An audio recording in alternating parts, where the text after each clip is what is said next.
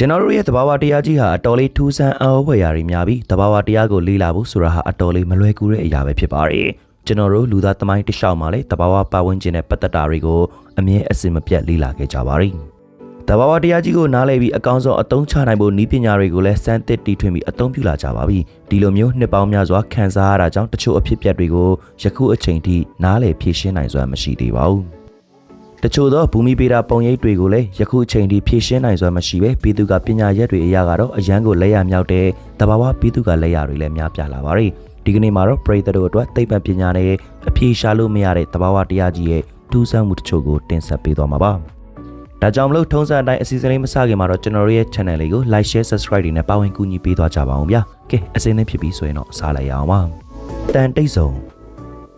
းကမ္ဘာပေါ်မှာလျှက်စစ်ပစ္စည်းတွေကမောက်ကမဖြစ်စေတဲ့ထူးထူးဆန်းနေရာတွေအများကြီးရှိပါတယ်။ဒါပေမဲ့လည်းအဲ့ဒီနေရာတွေအကုန်လုံးဟာမက္ကဆီကိုမှာရှိတဲ့အတန်တိတ်ဆုံးကိုတော့မမိဘူးလို့ပြောလို့ရပါတယ်။ The Zone of Silence လို့မက္ကဆီကိုအစိုးရကစိုင်းမုတ်တက်ထားပြီးချီဝါဝါတဲခနာတွေကနေရာတစ်ခုပါ။အဲ့ဒီနေရာရဲ့အကျယ်ဝန်းကတော့စတူယန်မိုင်ပေါင်း1500လောက်ကျယ်ဝန်းပြီးလှပတဲ့ကြောက်တောင်တွေနဲ့ဖွဲ့စည်းထားတဲ့နေရာတစ်ခုဖြစ်ပါတယ်။ဒီတော့အတင်းသားဒီခန္ဓာရထဲမှာဘာများထူးဆန်းတယ်လဲလို့မေးခွန်းထုတ်လာမယ်ဆိုရင်တော့ကျွန်တော်မှဖြေစရာအဖြေကအသင့်ရှိပါတယ်။ဒီနေရာကြီးမှာတော့လျှက်စစ်တန်လိုက်လှိုင်းနှောက်ယှက်မှုတွေအများပြားရှိပြီးတခါတလေမှာတော့တိုင်းတာလို့မရတဲ့ပမာဏအထိအများပြားထွက်ပေါ်တတ်ပါတယ်။အတိအအထင်ရှားဆုံးချက်ကတော့ဒီနေရာကိုရောက်ပြီးဆိုရင်ရေဒီယိုအချက်ပြမှုတွေကအလုံးမလုံးတော့ပဲဆက်သွယ်ရေးစနစ်ပါပြတ်တောက်သွားတတ်ပါတယ်။တခါတလေဆိုရင်လုံးဝကိုဆက်သွယ်လို့မရတာဖြစ်တဲ့ကြောင်းအကြောင်းကြားမှုတွေလည်းရှိပါတယ်။ဒီလိုမျိုးတွေဘာကြောင့်ဖြစ်တယ်လဲဆိုတာကိုတော့ဘယ်သူမှတိတိကျကျပြောနိုင်ကြတော့မရှိပါဘူး။တချို့ theory အရာကတော့ဒီလိုဖြစ်ရတဲ့အကြောင်းရင်းဟာတန်လိုက်ဆက်ကွင်းမြင်မာမှုနဲ့များပြားလာတဲ့မိုင်းတွေးနေကြောင်းဖြစ်တယ်လို့ theory တွေထုတ်ထားကြပါတယ်။ဘယ်လိုမျိုးပဲ theory တွေအများကြီးထုတ်ကြပါစေဒီလိုဖြစ်တဲ့အကြောင်းရင်းတိတိကျကျကိုတော့ဖော်ထုတ်နိုင်ခြင်းမရှိပဲယနေ့အချိန်ထိဒီနေမီမှာ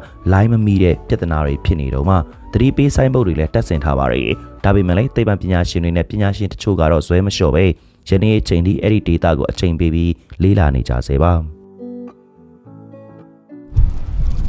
Lake Maracaiboဗင်နီဇွဲလားနိုင်ငံကမာရာကာဘိုရေကန်ဟာဒေသခံပြည်သူတွေအတွက်မိခိုအားထားတဲ့ရေကန်တကန်မှာဒီရေကန်ကရေချိုးနဲ့ငါးတွေဟာဒေသခံတွေအတွက်အတော်လေးအကျိုးများသလိုအဲ့ဒီရေကန်တွေကထူးဆန်းတဲ့ဖြစ်စဉ်တစ်ခုလည်းရှိပါသေးတယ်။ဒီထူးဆန်းတဲ့အဖြစ်အပျက်ကြီးဖြစ်ပျက်တာဟာလည်းနှစ်ပေါင်းရာနဲ့ချီရှိနေပြီဖြစ်ကြောင်းကိုသိရပြီးအဲ့ဒီအဖြစ်ကတော့ညအချိန်မှာကံရည်ပြင်အထက်ကနေတိုက်ခိုက်တဲ့မိုးကြိုးမှောင်တိုင်းတွေပဲဖြစ်ပါတယ်။တနစ်ကိုမိုးကြိုးအရေအတွက်1ဘီလီယံအထိပြစ်ခတ်နေပြီးတခါမိုးကြိုးမှောင်တိုင်းတိုက်မယ်ဆိုရင်တော့အချိန်10နာရီလောက်ကြာမြင့်ပြီးတနစ်ကိုမိုးကြိုးမှောင်တိုင်းအချိန်ပေါင်း140နဲ့160ကြားတိုက်ခိုက်တဲ့ထူးထူးဆန်းရေကန်ကြီးပါအဲ့ဒီမိုးကြိုးမှောင်တိုင်းကြီးကိုလည်းမိုင်းတော်များကနေမြင်တွေ့နိုင်ပြီးဒီအကြောင်းကိုသိပ္ပံပညာရှင်တွေကအဖြေရှာလေ့လာတဲ့အခါမှာတော့ဘာကြောင့်ဒီမိုးကြိုးမှောင်တိုင်းတွေဟာနေရာတစ်ခုတည်းကွက်ပြီးအချိန်ကြာမြင့်စွာတိုက်ခတ်တယ်ဆိုတဲ့အကြောင်းရင်းကိုမသိရသေးပါဘူးဒါပေမဲ့လည်းယူဆချက်တွေအရာကတော့ဒီရေကန်ရဲ့အထက်ကအေးတဲ့တိမ်တိုက်တွေနဲ့ Arabian ပင်လယ်ဘက်ကနှွေးထွေးတဲ့တိမ်တိုက်တွေစူးစီးရမှာတဆင်ဖြစ်လာတယ်လို့ထင်ရပေမဲ့ဒီလိုအခြေအနေမျိုးဟာမိုးကြိုးအနှဲငယ်ကိုသာဖန်တီးနိုင်ရစွမ်းရှိပါတယ်။ဒီလိုမျိုးအချိန်ကြာကြီးဖြစ်ပေါ်တဲ့မိုးကြိုးမှောင်တိုင်းအသွင်ကိုကူးပြောင်းဖို့အတွက်တော့မလုံလောက်သေးပါဘူး။ပညာရှင်တွေကတော့ရေအောက်မှာရှိတဲ့တွင်းထွက်ပစ္စည်းတွေနဲ့ဓာတ်သတ္ထုတွေကြောင့်လို့ယူဆပြီးအဲ့ဒါဟာလည်းယူဆချက်သက်သက်ပဲဖြစ်ပါတယ်။ဒီကိစ္စနဲ့ပတ်သက်ပြီးကောင်းတဲ့အချက်ကတော့အဲ့ဒီမိုးကြိုးမှောင်တိုင်းကြောင့်တင်မောသားတွေနဲ့ရွက်လင့်သူတွေဟာသူတို့ဘယ်နေရာကိုရောက်တယ်လဲဆိုတာသိရှိနိုင်ပြီးတဘာဝမီးပြလိုက်တစ်ခုအဖြစ်နတ်ဖျားတွေကလက်ဆောင်ပေးခဲ့တယ်လို့လည်းခေတ်အဆက်ဆက်လက်ခံထားကြပါရီမကောင်းဆိုးဝါးရေတကုံမနက်ဆိုးတာပြည်နယ်ကဂျက်စီအာမန်ဂီဆိုတဲ့ပန်းချံဟာတဘာဝအလှတရားတွေကိုစနစ်တကျကာကွယ်ထားတဲ့နာမည်ကြီးပန်းချံတစ်ခုပါဒေသခံတွေကြားမှာတော့ဒီပန်းချံဟာတောင်တက်လန်းတွေကြောင့်နာမည်ကြီးပြီးတောင်တက်ရင်းနဲ့စိတ်အပန်းဖြေနိုင်တာကြောင့်လူတော်များများကလာရောက်လေပတ်ကြပါရီအဲ့ဒီနေရာမှာကမ်ပိန်းထွက်လာတဲ့သူတွေလည်းအများပြားရှိပြီးဒီပန်းချံကြီးမှာအကြော်ကြားဆုံးနေရာကတော့မကောင်းဆိုးဝါးရေတကုံလို့နာမည်ကြီးတဲ့ရေတကုံကြီးပါဒီရေတကုံနာမည်ကြီးရတဲ့အကြောင်းရင်းကလည်းစမ်းကြောင်းကနေစီးလာတဲ့ရေတွေကတန်မှန်တိုင်းစီးဆင်းပေမဲ့လေရေတကုံနာကိုရောက်တဲ့အခါမှာတော့ကြီးမားလာတဲ့အပေါက်ကြီးတစ်ခုရှိပြီးအဲ့ဒီအပေါက်ကတဆင်မြစ်ထဲကိုဆက်လက်စီးဆင်းသွားလို့ဖြစ်ပါရ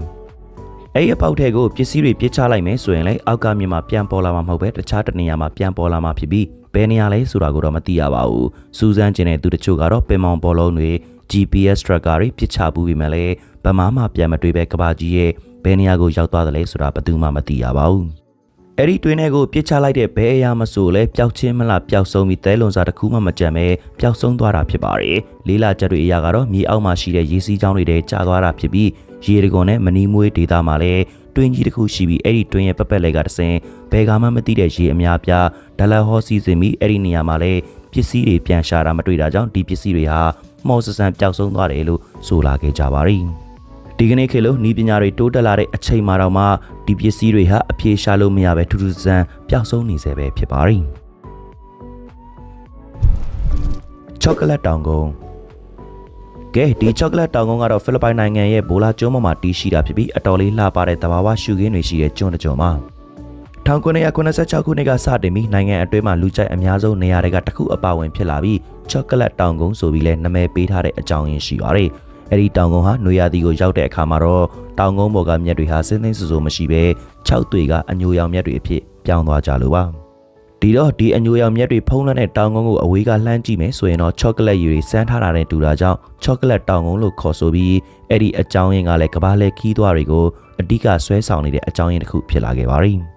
ထူးဆန်းတဲ့နေရာတွေထဲမှာပါဝင်ရတဲ့အကြောင်းရင်းကတော့ဒီတောင်ကုန်းဟာဘလို့အရာကနေဘလို့မျိုးဖြစ်လာတယ်လဲဆိုတဲ့အကြောင်းရင်းပဲဖြစ်ပြီးထုံကြောက်တွေကြောက်မီးသွေးကြောက်တွေနဲ့ဖွဲ့စည်းထားက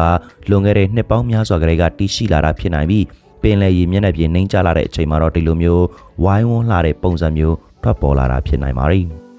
သိပ္ပံနည်းရကတော့ကျွန်တော်အပေါ်မှာပြောခဲ့သလိုယူဆထားပေမဲ့လည်းဒေသခံတွေကတော့ဒီတောင်ကုန်းနဲ့ပတ်သက်တဲ့ဂျီနူးစရာပုံမြင်တစ်ခုရှိပါတယ်အဲ့ဒီပုံမြင်ကတော့အိုရိုဂျိုလို့ခေါ်တဲ့လူဘလူးကြီးတစ်ကောင်ဟာအာလိုယာဆိုတဲ့လူသားကောင်မလေးနဲ့ချစ်ကြိုက်ခဲ့ပြီးအာလိုယာတေဆုံးတဲ့အခါမှာတော့အသေးခွဲခဲ့ပါတယ်သူငိုလို့ကြားတဲ့မျက်ရည်တွေဟာမြေကြီးပေါ်ကိုကျလာခဲ့ပြီး၆တွေ့သွားတဲ့အချိန်မှာတော့သူအချစ်သက်တဲ့အဖြစ်ဒီတောင်ကုန်းကိုပြောင်းလဲခဲ့တယ်လို့ပုံမြင်ကတော့ဆိုထားပါတယ်ဘလို့ပဲပြောကြပါစေဒီချောကလက်တောင်ကုန်းဟာဖိလစ်ပိုင်နိုင်ငံမှာကမ္ဘာလဲခီးသွားတဲ့အတွက်ဆွဲဆောင်ရနေရတစ်ခုဖြစ်ပြီးနိုင်ငံရဲ့နိုင်ငံခြားဝင်ငွေတိုးစေတာကတော့ညှင်းလို့မရတဲ့ချက်ပါအစိုးရကလည်းကြီးစုသူတွေအဆင်ပြေဖို့အတွက်နေရာတစ်ခုပါပြုလုပ်ထားပြီးနေရာကိုခြေချင်းတက်ခါအစုံမရှိလာတဲ့လှပတဲ့ချောကလက်တောင်ကုန်းရဲ့မြင်ကွင်းတွေကိုကြည့်ရှုခန်းစားနိုင်မှာဖြစ်ပါရီကားနေတဲ့တောအုပ်Colonial Space ဆိုတဲ့ဒေသမှာရှိပြီး board ပင်လယ်နဲ့ဆက်သွယ်ထားတဲ့ဒေသမှာရှိတဲ့တစ်တော်ပါဒီဒေသရဲ့ထူးခြားချက်အနေနဲ့တာမန်မဟုတ်တဲ့တစ်ပင်ပုံစံတွေပြည့်နေနေပြီးဒီအချက်ကပဲပညာရှင်နဲ့ခရီးသွားတွေကိုဆွဲဆောင်နေတာဖြစ်ပါရီဒီတစ်တော်ကိုတော့ကာနေတဲ့တစ်တော်လို့လည်းနာမည်ပေးခေါ်ကြပြီးရုရှားလို့ဆိုရင်တော့ Lansotan လို့အမည်တွင်ပါတယ်ဒီတစ်တော်တွေကတစ်ပင်အများစုဟာမထင်မှတ်ထားတဲ့အကွေအကောက်တွေအဝိုင်းပတ်ပုံစံနဲ့ပေါက်ရောက်ပြီးအမြဲတမ်းတက်မတ်ပေါက်ရောက်လေရှိတဲ့ထင်းရှုပေတွေဟာလည်းဒီလိုမျိုးတမန်မဟုတ်တဲ့ပုံစံမျိုးပေါက်နေတာကတော့အံ့ဩစရာကောင်းတဲ့အချက်ပါ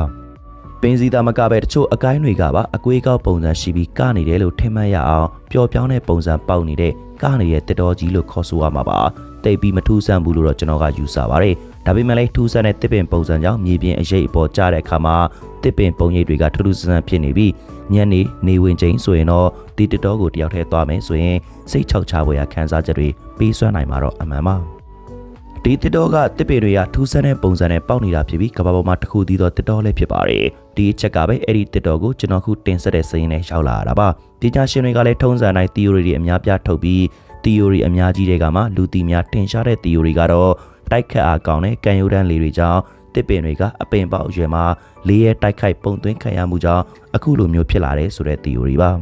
အဲ့ဒီ theory အတိုင်းသာဆိုရင်တော့တစ်ပင်တွေရဲ့ပုံစံတစ်ခုတည်းကိုကွေးကောက်နေရမှာဖြစ်ပြီးပုံစံအမျိုးမျိုးဘာကြောင့်ကွေးကောက်တယ်လဲဆိုတာကတော့အခုချိန်ထိအကြောင်းရင်းရှာလို့မရသေးပါဘူး